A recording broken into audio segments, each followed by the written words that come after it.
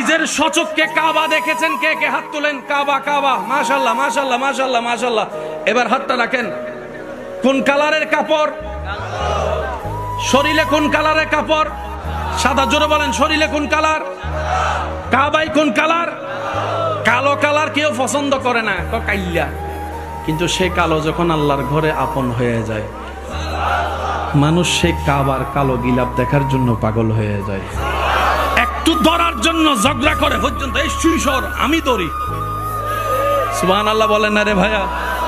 কালো কত দামি হয়ে যায় রব যখন কালোটাকে আপন করে নাই। বলেন না সুবহানাল্লাহ? কালোর কোনো দাম নাই। হাবশি যখন আল্লাহ রসুল বলছেন, বেলাল তুই আমার, তুই আমার। সুবহানাল্লাহ জোরে বলেন না? যে গোলামকে কেউ কখনো মূল্যায়ন করে সামনে যেতে দেয় নাই, আল্লাহ রসুল এমন সম্মান দিয়েছে, সেই বেলালকে আজানের সেই ইমাম, আজান নামাজের আজানের ইমাম বানিয়ে দিয়েছেন। সুবহানাল্লাহ।